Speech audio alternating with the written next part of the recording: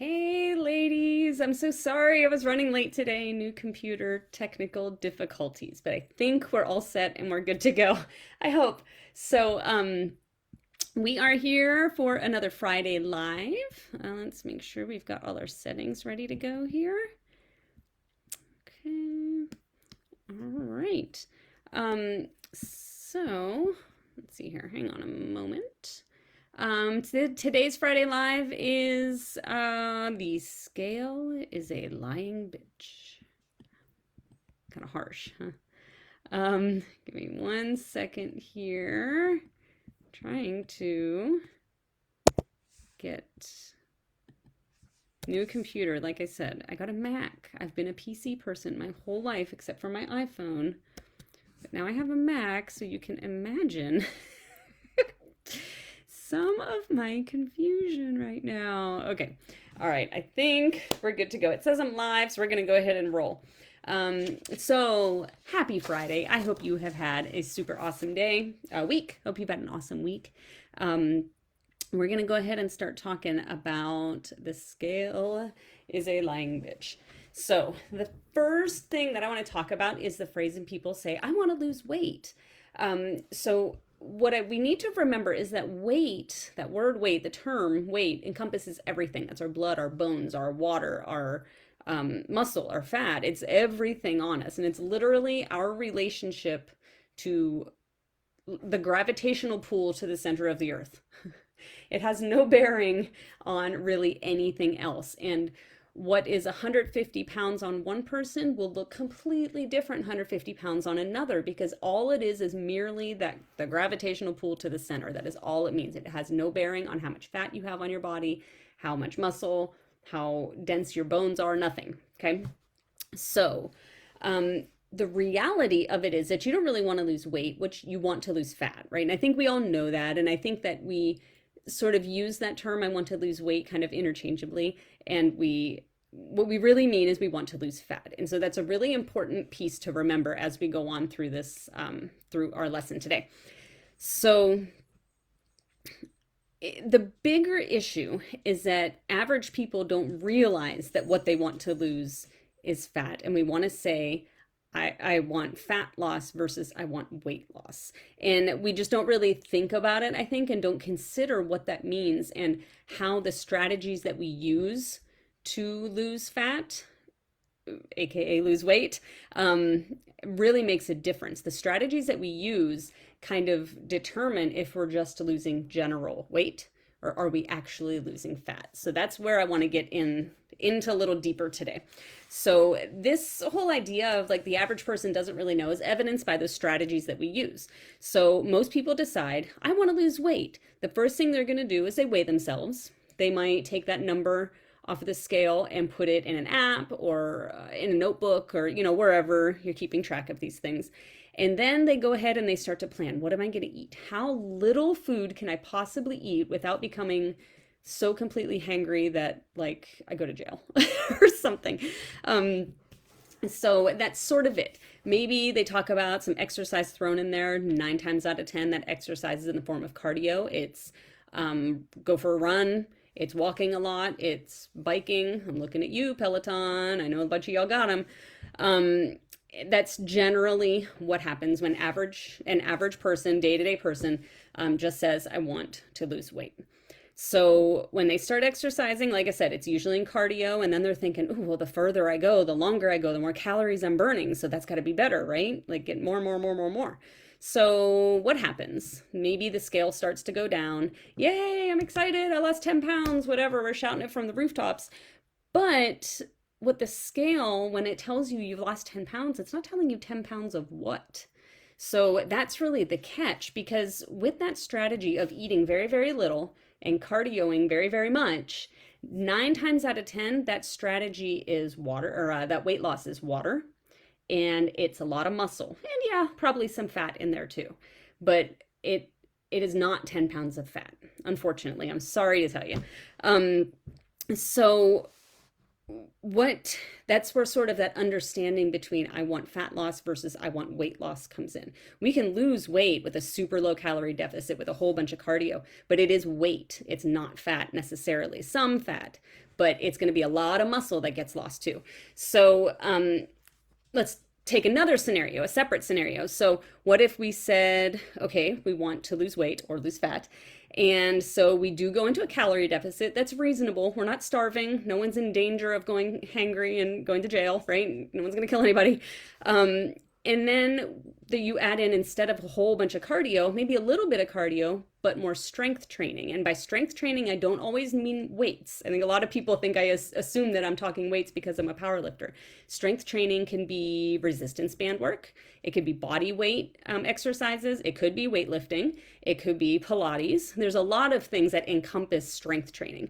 So you're in a moderate calorie deficit where you're not totally starving to death. You might be a little bit hungry. You're doing some strength training in conjunction with some cardio, not all cardio. And so what sometimes happens when people do this, and this is where people kind of go wrong, is this strategy is going to start building muscle.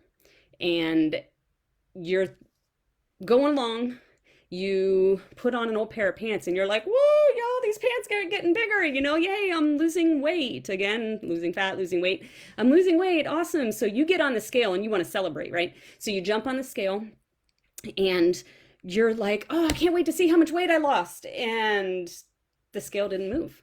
Maybe the scale went up 2 pounds. And immediately we start beating ourselves up. So think about it. When your pants are getting bigger, what does that mean? That means that we're losing fat. The scale didn't move. So what does that mean? That means that we're probably gaining some muscle. And so muscle, there's a phrase a lot of people like to use to say muscle weighs less than fat, or I forget I don't remember what it is. It's not an accurate statement, so I don't use it. But really what it is that muscle, the same weight, so you take a pound of muscle and a pound of fat, the pound of muscle is much smaller. It's more dense, it's more tighter, it's packed tighter, it's more compact. And so it's going to look a lot smaller on your body. So you will be losing fat, gaining muscle, scale's not changing, but you're making crazy progress. You're noticing that your pants are fitting better. You're noticing that you're stronger. You're noticing all these other awesome non-scale victory kinds of things. But we put so much stock in what that scale says that when this happens, people like freak out. Like, oh, I'm not making any progress. And we just quit and give up right away. Then we revert back to those old strategies of way too few calories and way too much cardio just to please the scale. Well, who gives a damn what the scale says, right? Why does that matter? If you know your clothes are fitting better, you're doing what's best for you. So you've definitely lost fat. You may not lose weight. So that's, again, the difference between weight loss and fat loss. So you're noticing, you might be seeing it like in your face. Your face might be getting thinner. A lot of people start noticing around shoulders and arms before they notice in other places of their bodies. So who cares what the scale says? Okay, if you're noticing that you are clearly losing fat, great, that's what's to be celebrated. We don't care about the scale. So any number of things can cause that scale not to move the way we want it to. And it could be, like I said, it could be muscle. It could be that you're holding a little bit more water. Maybe you ate a salty meal yesterday or earlier in that day. You might be weighing yourself at different times of the day. There's just several possibilities of what could make that scale not move, even though you're noticing that your pants are getting bigger. Okay, so we can't put all of our eggs in the scale basket. We've got to be willing to look at all of those other non-scale victories to measure true success and true progress. Often many people go very, very, very wrong when the scale is their only source of progress, determining if there's progress, and they give up. And then they just go back to their old ways. Oh, I must be broken, or there's something wrong with me, or, whatever. I hear those things a lot. So other ways that you can determine if you're making progress. I recommend getting a tape measure and measuring your waist. I like around the belly button. I know it's not true waist, but I like around the belly button because you're sure to measure it in the exact same spot every single time. A lot of people will measure up around their arms, maybe around your thighs, around your hip, like around the widest part around your butt. There's lots of places where you can do measurements. And so when that scale doesn't move, but you do new measurements and you're like, hey, I'm down a pound, or not a pound, I'm down an inch, then progress. That's what you celebrate. We have to let go of the power that that scale has on us and look at other forms of progress. So there's a tape measure. How are your clothes fitting? You might even get a set of calipers. They are a plastic little, I'm sure y'all have seen them if you don't know what they are. It's like those plastic things where you pinch like your skin folds on your side and it can tell you body fat percentage. There are people that are truly trained in how to use that tool, and of course that's ideal. But I am not trained in it. However, I use it on myself, and just make sure you're pinching the same spot every time to make sure you're getting accurate accurate readings. At least, even if the number isn't necessarily accurate, you can still tell if there's progress, if it's going up and down. And further, I want to make sure I mention that those scales that supposedly measure body fat and everything else, those are not accurate, friends. So don't put stock in that. Don't get on that thing and say, oh my gosh, I'm 40% fat or whatever. That will change depending on how much water you've drank, types of food you've had, all kinds of things. So don't put too much stock. And also, please don't spend a lot of money on those if you can help it, because they aren't accurate. So fat loss, not weight loss. Moderate calorie deficit, not an extreme calorie deficit. Add strength training of some kind in along with your cardio, not just more and more and more cardio. And look for the non-scale victories, not just what's on the scale. You've got to remember that you're in this for the long haul. This is not a sprint. This is a marathon for sure. So what's most important, no matter what strategies or tools you choose to use, what is important is that you just keep going, okay? We can't give up. If something seems to not be working, seek out advice, okay? You're in our group. Go ahead and post it. Ask. We've got lots of crazy, intelligent, educated women in our group that would love to help, including myself. So just keep going is the key. So if you have any questions, anything that wasn't clear, anything you want to add, or any ideas for future lives, Friday lives, go ahead and post those down in the comment. I would love to get those, because I would much prefer to do lives on topics that y'all are interested in and not just me, pulling them out of the air. So I can't wait to see what you have to say, and I hope you have a great weekend.